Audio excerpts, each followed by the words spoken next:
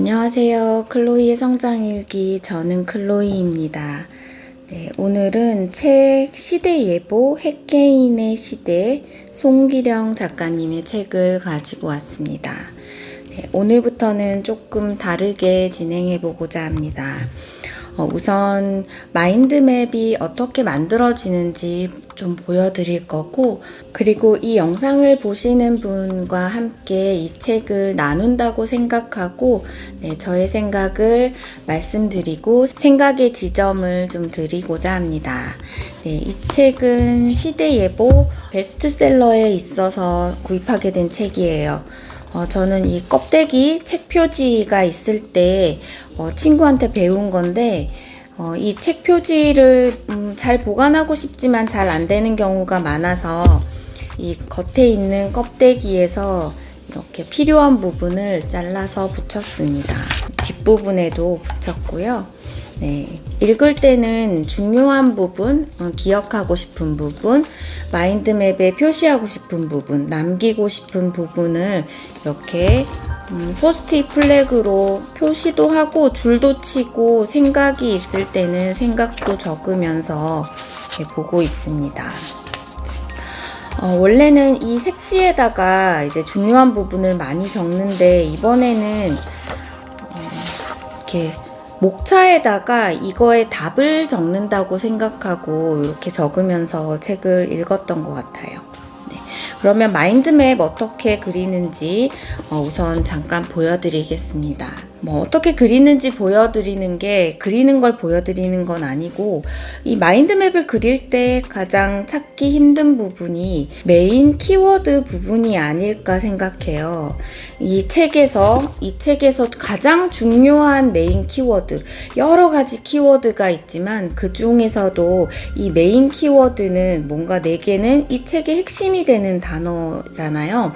적어도 저자는 아니더라도 나의 관점에서는 이 책에서 가장 중요한 4개의 키워드를 찾는데, 이 책의 경우는 그리 어렵지 않았습니다.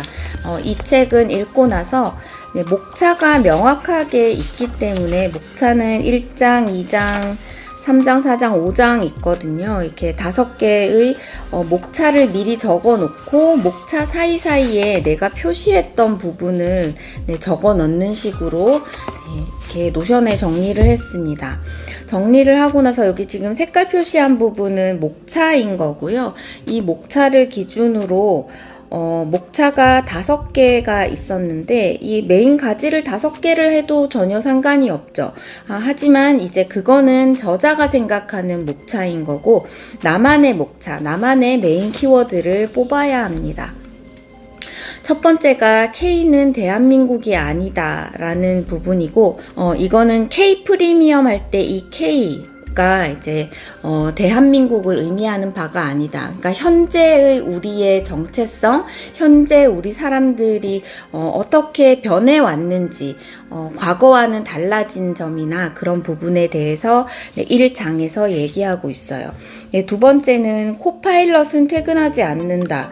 이거는 그냥 좀 들어봐도 뭔가 AI와 관련이 있다고 생각이 들 수 있겠죠. 세 번째는 채용이 아니라 영입입니다. 이것도 뭔가 사회생활하는데 필요한 부분. 저는 이 두 번째 AI와 이 채용이 아니라 영입, 이런 직장에 관련된 문제를 하나로 그냥 생각을 했던 거예요. 그 다음에 네 번째가 효도의 종말, 나이 들매 미래. 요걸 또 하나의 키워드라고 생각했고, 마지막으로 그래서 핵개인이 출연한다. 이 책의 제목이 시대 예보잖아요. 시대 예보? 시대를 예보해 준대요. 앞으로 우리 앞에 곧 닥칠 날씨 예보를 하는 것처럼 우리에게 곧 닥칠 시대를 예보해 주는데, 그 시대는 핵개인의 시대. 그렇기 때문에 저에게 키워드는 이렇게 4개였습니다. 정체성에 대해 말하는 부분, 그리고 AI와 함께하는 세상 더하기 직장에 관련된 부분, 그리고 효도의 종말, 그리고 마지막으로 핵개인. 이렇게 메인 키워드를 정하고 나면 그 다음부터는 훨씬 수월해요. 내가 표시한 부분, 저자에게 중요한 부분이 아니고 내가 그 책을 봤을 때 조금 오래 머물렀던 지점이나 중요하게 생각했던 부분을 키워드 형식으로 뒷부분을 채우기만 하면 됩니다. 단순하게 채우는 게 이제 저자의 말만 적어야 하는 건 아니에요. 내 시점도 적고 생각도 적고 나의 그 케이스, 내 경험 같은 것도 키워드로 적어 넣으면 됩니다. 그렇게 채워 넣으면 어쨌든 이 메인 키워드를 적게 되면 뒤에 거는 자동으로 이제 펼쳐지는 거죠. 여기까지가 마인드맵 그리는 방법에 대해서 살짝 이제 알아봤습니다. 이 시대예보라는 책을 읽고 저에게는 4개의 키워드로 정리해 볼 수 있었고, 어떻게 생각하면은 이 정체성이라는 부분은 저자가 이 뒤에 얘기를 하기 위해서 현재 우리는 이렇습니다 라고 얘기하는 부분들이 대부분이에요. 이제 K 프리미엄이라는 말을 여기저기서 듣는데 거기서 얘기하는 K는 한국 엄마의 정서를 말한다고 해요. 그리고 요새는 굉장히 좀 구별짓고 작은 소속감을 원하는 이런 각자도생의 삶으로 많이 방향이 전환되었다. 이런 걸 볼 수 있었고, 이거는 이따가 얘기할 부분인데 능력주의와 계급을 이제는 버려야 하고, 요거는 그렇게 되었다는 게 아니고 이런 방향으로 가야 하고 다양성을 존중해야 한다. 그런 부분과 권력주의를 우리가 권력과 위계질서 계급사회에서 어쨌든 살아왔고 지금도 여전히 남아있는데 그걸 조금 더 현행화할 필요가 있다. 지금의 시대에 맞게 좀 변화시킬 필요가 있다. 그런 부분을 정체성에서 얘기하고 있습니다. 그 다음에 AI 동료와 효도의 종말 같은 경우는 AI가 이슈가 됐던 게 불과 얼마 안 된 것 같은데 이슈가 된 게 얼마 안 된 거에 비해서 굉장히 생활 속에 쏙 들어왔다는 그런 생각이 많이 들어요. 저 같은 경우는 직업적으로 AI를 아직 인식할 그런 직종이 아니기는 하지만 어디를 보나 자꾸 AI 얘기가 나오기 때문에 오히려 이용을 하고 있지 않아서 제대로 활용하지 못해서 불안감을 더 느끼는 그런 종류로 저는 삶을 살고 있는데 AI가 동료가 되었을 때 과연 싫다고 할 수 있느냐의 문제인 거죠. 세계가 동시에 모두 약속하고 AI를 절대로 쓰지 않기로 한다면 또 모르겠지만 그렇게 한다고 진짜로 다 안 쓸지도 모르겠어요. 쓸 것 같은데 그것도 아니지만 간혹 누군가가 AI가 위험하고 그런 걸 이제 얘기하면서 AI를 쓰면 안 된다고 얘기를 하거나 어떤 나라에서는 금지를 하거나 그런 일이 있기는 하지만 그것 자체가 결국 대세를 걸을 수는 없다는 부분이죠. 대세를 걸을 수는 없고 그 시대로 흘러갈 텐데 그랬을 때 우리는 어떤 삶을 살아야 할지 사회인으로서 우리가 기여를 하면서 살 수 있는 이 핵개인의 시대를 맞이하기 위해서는 어떻게 살아야 하는지에 대한 부분이 나와 있습니다.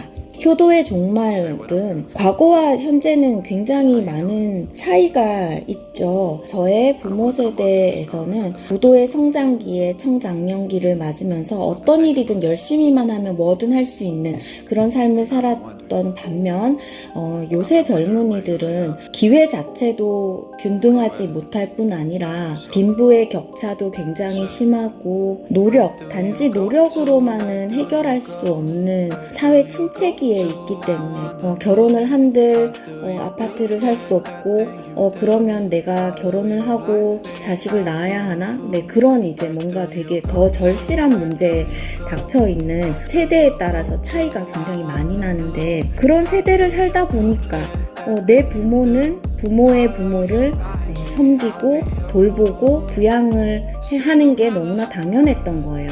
하지만 그때를 생각해보면 내 부모 때의 형제 자매도 여러 명이고 그 부모의 부모님조차도 수명이 그렇게 길지 않았던 거죠. 하지만 이제 지금 우리가 살고 있는 세상은 보험 만기가 110세라고 하더라고요. 그만큼 이제 평균 수명도 늘어났고 퇴직이 60세라고 치면은 굉장히 오랜 기간에 부양해야 할 여생이 남았는데, 물론 그때 노후 준비가 완료되어 있다면 이제 상관이 없지만 실제 내 부모님들은 부모의 부모를 봉양하고 내 자식들이 사회에 잘 적응하게 하기 위해서 이제 사교육에 많이 들이다 보니까 실제 나의 노후를 준비하지 못한 분들이 너무 많은 거죠. 그 짐을 자녀가 맡아야 되게 되는 시점이 된 거예요. 네, 그러면서 정작 그 자녀는 내 삶을 살기에도 빠듯한 그런 상황이 생긴 거예요. 네, 그러면서 효도의 종말이라고 할 수 있는 이런 사회 현상이 생겼다고 합니다. 네, 그런 부분이 또 있고, 네, 결과적으로 이런 이제 특징들이 생기면서 핵 개인이 출현하게 되는 거죠. 이 시대의 풍조, 이 흐름을 막을 수는 없는 거죠. 막을 수는 없고 그 핵 개인도 다 나쁜 특징이 있는 게 아니고 어쩔 수 없는 옳고 그름의 문제가 아니라고 생각해요. 대세인 거죠. 우리가 예전에는 개인주의자는 굉장히 좀 나쁜 인식이 있었는 반면 요새는 개인주의자가 자기의 선택이고 그럴 수 있다고 생각을 하잖아요. 권위주의를 부정하는 이 핵 개인도 옳고 그름의 문제가 아니고 이런 대세로 가는 중에 이 핵 개인이 출현하게 될 거고, 결국은 이 핵 개인으로서 어떻게 더 사회와 원만하게 우리가 핵 개인 각자로 살아갈 수 있는지 이제 거기에 대한 고민을 해야 되는 부분이 이제 마지막 책입니다. 이런 스토리를 가지고 있는 책이고, 저는 이 책을 읽은 시간보다가 책에 대해서 생각하는 시간이 더 길었던 것 같아요. 그리고 결과적으로는 결론을 내지는 못했습니다. 그리고 그 결론 자체가 며칠, 일주일 생각한다고 되는 문제가 아니다. 그런 생각을 하면서 이 영상을 봐주시는 분들과 함께 이 고민을 나눠봤으면 좋겠다. 그런 생각이 들었어요. 네, 이 책에는 얘기해볼 많은 부분이 있지만 AI에 대해서 한번 나눠보고 싶습니다. AI를 얼마나 가깝게 생각하시나요? 잘 활용할 수 있을 것 같으신가요? 아니면 아직 제대로 접근이 안 돼서 막연히 두렵기만 하신가요? 저는 후자에 속하는 것 같아요. 후자에 속하는 것 같은데 이제 뭔가 이제 계속 시도를 해야 한다 그런 생각에 이제 마음의 부담으로 갖고 있었는데, 주로 이제 AI를 활용하는 거는 직장 생활과 사회에서 이야기가 대부분인데, 기계가 좋아서가 아니라 사람이 불편해서 AI를 선호한다 그런 내용이 있었어요. 그 내용에는 AI는 잠도 자지 않고 화도 내지 않고 영어도 잘한다. 그리고 비인격적이라서 오히려 대응에 인격적으로 할 수 있다. 그런 내용도 있었습니다. 네, 그러면서 이제 저자는 오히려 비인격적이기 때문에 어떤 기분 나쁜 일에도 인격적으로 대할 수 있어서 로봇 그리고 AI가 우리와 경쟁했을 때 무서운 부분이다. 네, 그런 얘기도 하고 있었어요. 그러면서 저자는 인간의 역할에 대해서 이제는 답이 있는 문제는 모두 다 AI가 찾으면 되고, 답이 없는 문제를 인간이 고민을 해야 한다. 넷플릭스 예를 들면서 일을 없애는 사람, 열심히 하고 숙련된 사람이 아니고 일을 없애는 사람, 일을 줄일 수 있는 사람, 일을 줄이는 필터링을 잘 할 수 있는 사람, 불필요한 과정을 없앨 수 있는 그런 사람이 더 이제 사회에 필요한 인재다. 그래서 필터링 지능을 가져야 한다. 이런 얘기를 하고 있었습니다. 그리고 다시 효도의 종말로 와서는 내 부모가 노후 준비가 되어 있지 않은 상태에서 나의 굴레가 이제 등장하게 되는 거죠. 과연 내가 이 굴레를 깨트릴 수 있을 것인가? 그럼에도 불구하고 만약에 부모를 효도의 종말이라고 부모님은 그러면 부모님 노후 문제가 해결이 안 됐는데 알아서 하세요 할 수 없으니까 내 부모님이 원래 낀 세대인데 이걸 다시 내가 이어받아서 부모님을 부양하고 내 자식에게 교육을 시키고 이걸 내 선에서 끊기 위한 이 굴레를 끊기 위해서 내가 내 노후 준비까지 물론 모두 다 할 수 있으면 얼마나 좋겠어요. 그런데 만약에 또 이렇게 하느라 내 노후 준비가 안 되면 이 또 굴레를 내 아이에게 넘겨줘야 하는 상황이 오고 그때 내 아이가 효도를 할 것인가 말 것인가 부모를 버릴 것인가 버리지 않을 것인가 이런 선택을 하게 되는 이런 끔찍한 이제 사회 현상이 생길 수 있다. 네, 그런 얘기를 하면서 사회 안전망에 대한 이야기를 하고 있어요. 사회 안전망이 잘 갖춰져 있고 그럼으로 인해서 내가 부모를 부양해야 되는 게 효와 불효의 문제로 만들면 안 된다. 우리는 그 누구도 도구가 되기 위해서 태어난 게 아니잖아요. 우리가 자녀를 양육하고 자녀를 돌보고 나중에 부모의 노후를 돌보기 위해서 태어난 건 아니기 때문에 그렇게 뭔가 안전망, 국가가 그 안전망이 되어줘야 한다는 부분이죠. 굉장히 이거는 읽으면서 슬프고 씁쓸했습니다. 이 효도의 종말 자체는 굉장히 가깝게 다가와 있는데 사회 안전망이라는 거는 굉장히 멀게 느껴졌거든요. 실제로 사회에서는 이제 가족의 문제는 가족이 해결했으면 하는 태도가 여전히 있기 때문에 이 부분이 좀 마음이 굉장히 불편했습니다. 그리고 제가 이 책을 읽으면서 마지막으로 가장 좀 불편했던 부분이 있어요. 여기 보면은 능력주의와 계급을 버려야 한다라고 얘기하고 있거든요. 그런데 이제 나중에 출연하는 이 핵 개인은 남들이 잘하는 능력이 아니고 나만의 고유성을 찾아야 된다고 해요. 그 고유성은 내가 인정하는 나. 그 고유성을 계속 개발하고 잘 이제 발전시키다 보면은 진정성이 생기게 된대요. 그 진정성은 타인의 평가. 네, 그러면 이렇게 된 상태에서 우리가 이제 AI가 할 수 없는 문제, 결과적으로는 AI에게 어떤 대량의 일을 시키고 그 AI가 준 답이 맞는지를 내가 관리할 수 있어야 하는데 그렇다면은 AI보다가도 더 이제 능력이 있는 사람이 되어야 한다는 거거든요. 그러면 내가 과연 이 희귀한 나의 어떤 고유성의 진정성, 즉 타인의 평가까지 받을 수 있는 이 능력 그리고 AI보다가도 나은 AI를 관리하는 이 능력을 갖춘 사람이 되어야 하는 이 핵 개인이 과연 능력주의 계급화에서 쉽게 벗어날 수 있을까 제가 이 책을 읽으면서 의문이 들었습니다. 물론 근데 이거는 제가 아직 가보지 않은 길이기 때문에 이게 이제 제 머릿속에는 아직 능력주의 말고는 다른 단어가 떠오르지 않는 거예요. 다른 개념으로 와닿지 않아서 이렇게 얘기하는 거일 수도 있어요. 네, 그리고 이게 비관적이지만은 않아요. 이 핵개인이 추구하는 이런 것들이 권위를 버리고 다양성을 존중하는 잘게 쪼개지고 흩어지고 홀로 서는 핵개인이거든요. 이 핵개인들이 결과적으로는 이제 자기의 고유성을 찾으면서 잘게 쪼개지고 흩어졌지만 결과적으로는 내가 추구하는 공동체 그리고 내가 현명하다고 생각하는 내가 원하는 권위적이지 않은 어른을 찾아서 이제 새로 해쳐 모여를 하게 되고 미래 사회에 적합한 공동체의 모습으로 살게 될 거다. 네, 그런 예보를 해주고 있는 부분이에요.